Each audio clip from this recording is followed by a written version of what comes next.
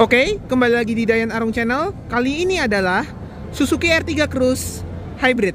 Ini menggantikan varian Suzuki Sport sebelumnya ya. Jadi ini bukan menambah varian. Kita mulai dari tampilan depannya. Untuk desain grillnya dia warnanya hitam gloss yang ada coraknya. Kemudian ini ada emblem Suzuki-nya yang chrome. Dia sudah ada dudukannya ya. Jadi untuk yang Toyota Rumion, jadi beda grillnya. Kemudian grill ini dikelilingi oleh list warna sejenis black chrome. Kemudian bagian atasnya ini ada list chrome. Nah, perbedaan dengan yang Suzuki Sport adalah desain bagian bumpernya. Dia seperti ini, desain bumpernya. Dia ada yang sejenis tarikan garis yang hampir seperti huruf X. Yang ini dia warnanya silver dove ya. Kemudian dia bumpernya ini warna hitam dove. Dan di bagian bawahnya ini yang kiri kanan ini sewarna body listnya. Kemudian list tengah ini warna silver ya, silver gloss. Untuk lampu-lampunya dia belum LED sama sekali ya. Dari R3 tahun 2018. Ini lampu utamanya dia proyektor halogen. Lampu high beamnya juga multi reflektor halogen. Lampu C-nya bohlam. Dan fog lampnya juga bohlam, multi reflektor. Dan dia ada DRL LED yang bisa dinyala matikan. Dia list yang mengelilinginya itu hitam dove ya. Oke, kita ke bagian samping. Nah, untuk desain pelek bagian samping ini dia yang beda ya sama R3 yang Suzuki Sport yang sebelumnya yang jadi varian tertinggi. Dia two tone, metal polish sama grey tua yang gloss. Untuk ukuran peleknya dia tetap 15 inci. Bannya ini dia Dunlop NA Safe. Dia 185/65 ring 15.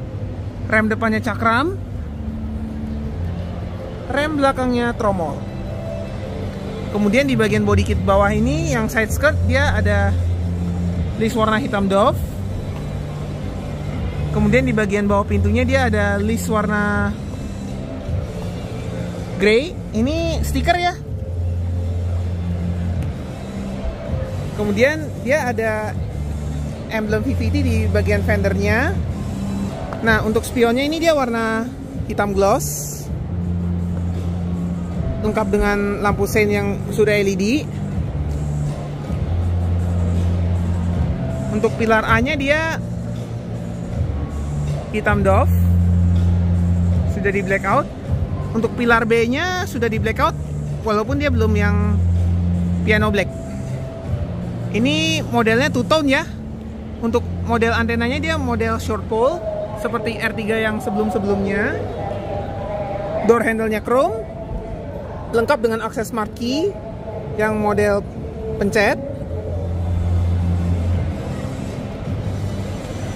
Untuk spoilernya ini dia warnanya hitam gloss, lengkap dengan emboss Suzuki Sport. High mount stop lampnya ini dia terpisah ya sama spoilernya. Ini untuk washer wipernya. Kaca belakang ini dia ada rear defogger dan rear wiper. Untuk lampu belakangnya masih sama ya dengan R3 sebelumnya. Yang ini dia lampu belakang LED. Sampai sini ya lampu belakang LED-nya.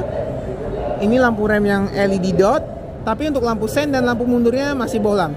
Ini hanya list saja ya. Di bagian bawah kaca belakangnya ini dia ada list chrome.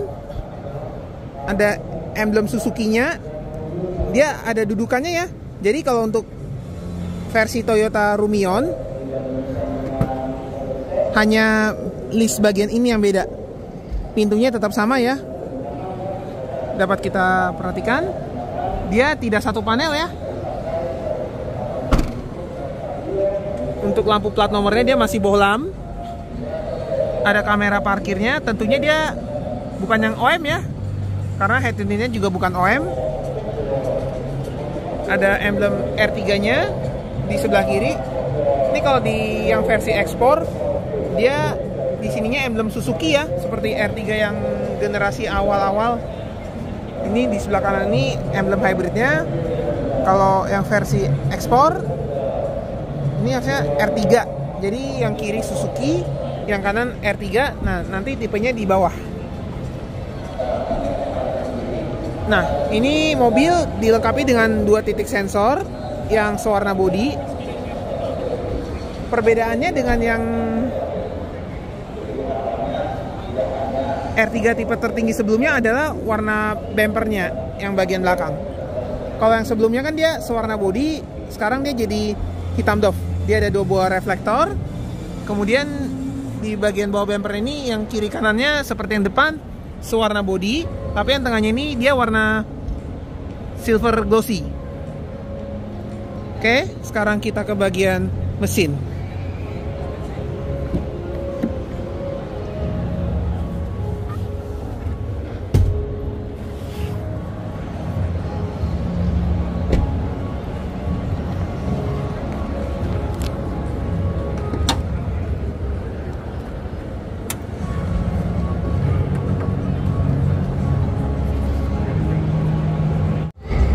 Oke, untuk mesinnya dia masih sama dengan yang R3 sebelum-sebelumnya. Dia K15B 1500 cc DOHC 4 silinder dengan tenaga 103,3 HP dan torsi 138 Nm. Ini K15B ya, bukan yang K15C. Jadi dia belum dapat teknologi dual Z seperti halnya di Grand Vitara. Nah, untuk penempatan air intake-nya dia dari sebelah sini, kemudian lanjut ke sini. Air filternya di sebelah sini. Penempatan ECU ada di sebelah sini. Penempatan aki ada di sebelah sini. Ini untuk penempatan sekring. Untuk penempatan air radiator, penempatan air wiper, dan minyak rem. Modul ABS-nya ada di sini ya. Tentunya dia sudah dilengkapi dengan ESP. Itu variasinya Suzuki ya. Untuk rok mesinnya dia sudah dicat, sudah ada peredamnya. Begitu juga dengan kap mesinnya sudah dicat dan sudah ada peredamnya. Ini ada informasi penempatan baterai ya. Yang aki sama yang baterai lithium ion untuk sistem mild hybridnya. Nah, untuk wipernya dia masih menggunakan yang model standar ya. Belum yang hybrid apalagi frameless. Dia untuk washernya dia masih yang model nonjol.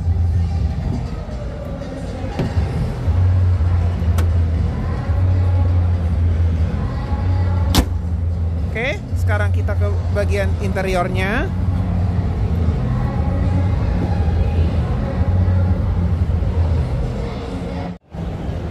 Nah, untuk interiornya kita mulai dari door trim. Di bagian atas ini dia hard plastik. Kemudian dia di bawahnya dia ada list warna karbon. Jadi dia memberikan kesan sporty ya. Di bagian bawah belakang ini dia ada armrest, dia fabric warna hitam. Kemudian depannya ini dia hard plastik. Door handle-nya chrome. Di bagian list power window-nya ini dia hitam doff. Power window-nya auto hanya di sisi driver, ada window lock dan power door lock. Spionnya sudah electric mirror dan electric retract. Di dia hard plastik sampai ke bawahnya. Dia ada tempat penyimpanan terbuka dan cup holder. Ini dia 4 speaker ya. Tidak ada tweeter sama sekali. Ininya aja dummy. Ini kalau di XL7 ini buat tweeter ya. Oke, kita masuk ke bagian interiornya. Sebelum kita masuk, saya informasikan bahwa ini tetap CKD ya unitnya. Di bagian bawah sini dia tidak ada seal plate. Oke, kita sekarang ke bagian jok driver. Untuk jok drivernya ini dia 6 arah ya, manual, recline, pengatur ketinggian, dan slide. Dia joknya fabric dengan stitching warna merah. Ini kalau di lug nuts, kalian tahu apa artinya kan? Merah itu racing. Dia hitam fabric. Seperti ini dia motifnya. Dia sama persis ya seperti Suzuki yang kekinian. Oke. Kita mulai dari bagian bawah sini. Dia ini untuk laci penyimpanan tertutup yang kecil. Ini ada 3 ya tombol yang OM-nya, yaitu untuk idle start stop off, yang bisa untuk memati nyalakan sistem idle stop-nya. Kemudian ini sensor parkir yang bisa dinyala matikan. Kemudian ini untuk menyala-matikan ESP-nya. Ini yang di area yang bisa dinyala matikan ini dia aftermarket ya. Dia bukan tombol OM. Di bagian sini dia bahannya hard plastik. Ada tombol start stop. Dia desainnya sama ya, seperti Suzuki kekinian. Dia ada ring chrome. Kemudian di bagian atas ini dia desain dashboardnya motifnya karbon ya, gloss. Ini dia glossnya menyatu ya sampai bagian penumpang. Kemudian ini ada kisi AC yang ada list chrome. Ini untuk mengatur kisi AC-nya, ini untuk membuka atau menutup. Kemudian dia ada sejenis kisi AC lagi. Ini dia two tone ya interiornya, hitam sama grey. Nah, untuk dashboardnya ini dia hard plastik. Kemudian kisi AC tengahnya, di masing-masing kisi AC dia ada list chrome-nya ya. Tapi yang bisa dibuka tutup hanya di sisi penumpang dan driver. Jadi hanya sisi paling kiri dan kanan saja. Oke. Sekarang kita ke bagian setir.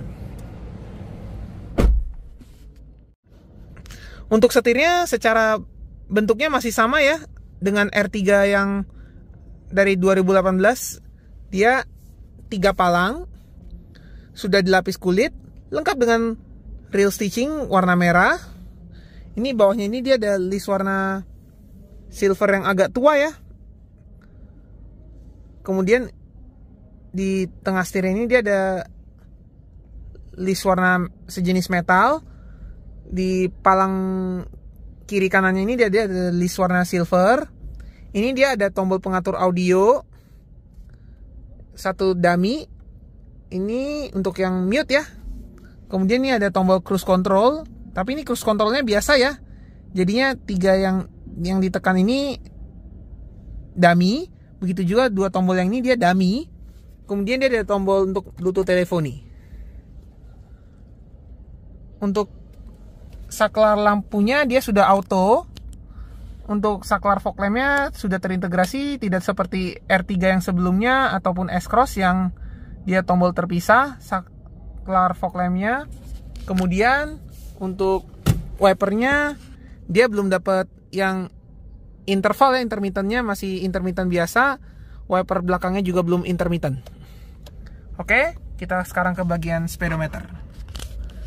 Untuk speedometernya sendiri dia terdiri dari 4 indikator analog ya, yaitu tachometer, suhu mesin, speedometer, dan sisa bahan bakar. Ini ada MID kecil ya di bagian tengah. Dia full color. Dia bisa menampilkan individual door warning. Dia bisa menampilkan power dan torque, odometer, trip meter, outset temperatur, dan dia bisa mengatur berbagai setting lainnya. Kalau yang mau tahu model kuncinya seperti apa, seperti ini bentuk kuncinya. Ya, seperti ini bentuk kuncinya. Untuk yang di sebelah kanan ini untuk mengatur MID ya, sama untuk mengatur kecerahan instrumen clusternya. Kalau ini untuk tombol odo trip ya. Oke, kita bergeser ke bagian tengah. Ini head unitnya tetap belum dapat yang OM ya. Jadi dia tidak dapat yang layar lebar seperti yang versi Thailand.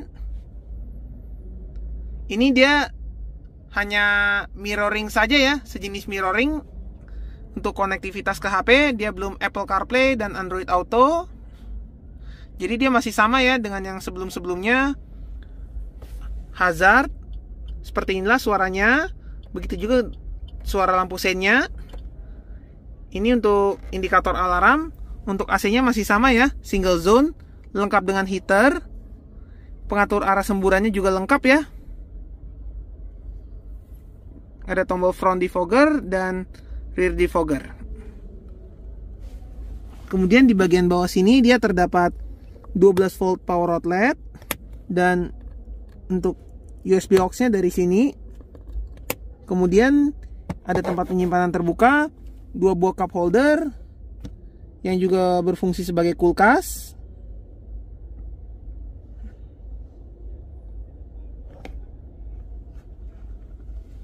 Untuk laci penumpang depannya belum soft opening. Kemudian untuk transmisinya dia matic ya, 4 percepatan. Dia ada list warna silver. Kemudian untuk rem parkirnya dia masih model tarik. Ada 12 volt power outlet. Untuk layout door trim bagian penumpang ini tetap sama ya, hard plastik, list karbon. Kemudian dia ada lapis fabric, door handle-nya chrome. Untuk list power window-nya dia hitam doff.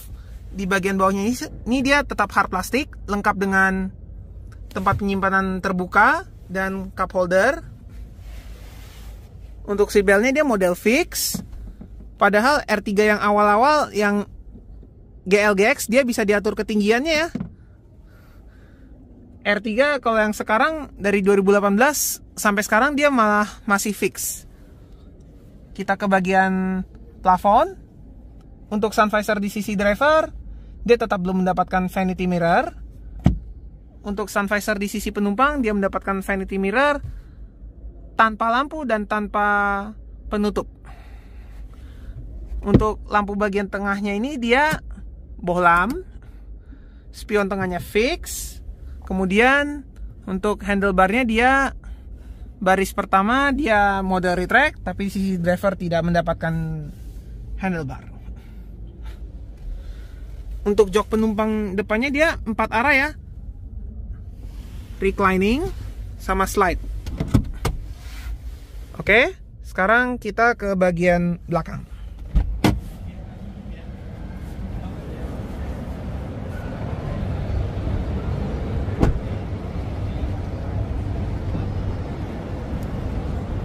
Untuk layout door trim belakangnya, dia ada bagian atas ini dia hard plastik. Kemudian di bagian bawahnya ini dia yang armrest, dia ada lapis fabric warna hitam yang ada motif garis-garisnya. Kemudian di bagian depannya ini dia hard plastik sampai bawahnya. Door handle-nya chrome. Kemudian list power window-nya ini dia hitam doff. Kemudian dia ada tempat penyimpanan di bagian atas. Di bagian bawahnya ini dia ada tempat penyimpanan terbuka. Kemudian dia ada cup holder, ada tempat buat speaker, ada child lock-nya. Oke, sekarang kita ke jok baris kedua. Nah, untuk jok baris keduanya ini dia 4 arah ya, slide sama reclining saja.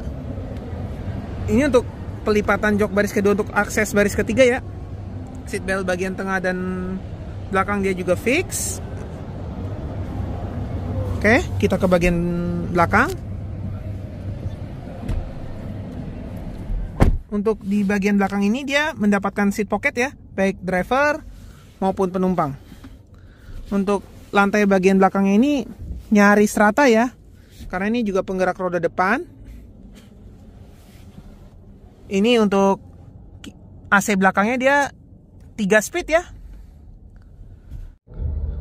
Untuk hand grip baris kedua ini dia model retract. Nah, lampu yang putih ini dia lampu pameran ya, bukan lampu mobil. Begitu juga handlebar yang di sebelah kiri dia modelnya retract.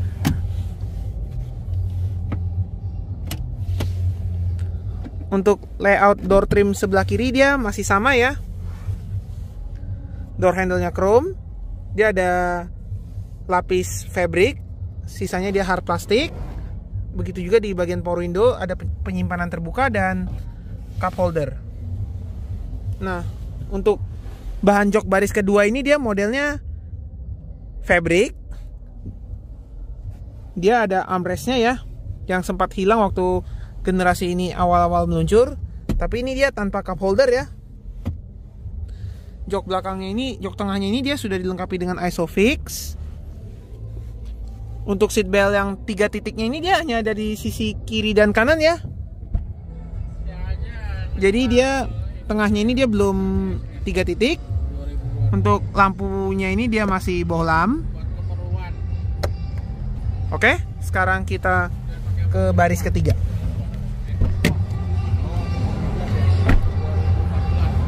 Untuk pelipatannya berbeda dengan R3 generasi pertama. R3 generasi ini dia dari sini ya. Kalau generasi pertama kan dia seperti ini. Kalau yang generasi kedua dia seperti ini pelipatannya untuk akses baris ketiga. Ini untuk gantungan Isofix-nya ya. Nah, untuk baris ketiga ini dia seat belt-nya 2 titik. Dia sebenarnya lebih direkomendasikan untuk 2 penumpang ya. Jadi ini sebenarnya 7 seater. Kemudian ini si kiri kanannya dia ada cup holder. Untuk seat belt baris ketiganya juga model fix. Handlebarnya dia model fix. Hand gripnya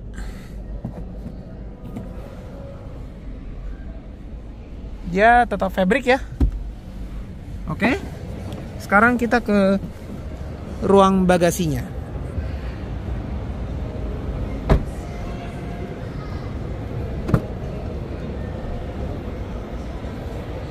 Kalau dilipat, ruang bagasinya dia jadi seperti ini. Ini adalah ruang bagasinya. Ini kalau jok baris kedua yang dilipat dia bisa menghasilkan lantai yang rata ya.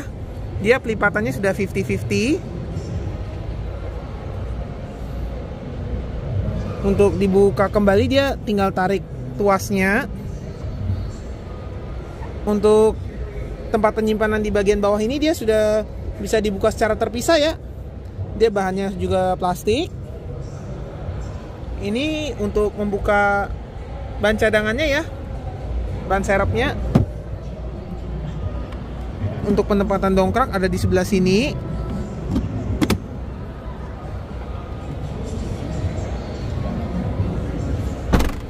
Nah, untuk ban cadangannya alias ban serepnya dia tetap 165 ring 15. Maaf, maksud saya 185 65 ring 15 tetap sama ukurannya dengan yang asli bannya, tapi dia peleknya kaleng ya, warnanya hitam.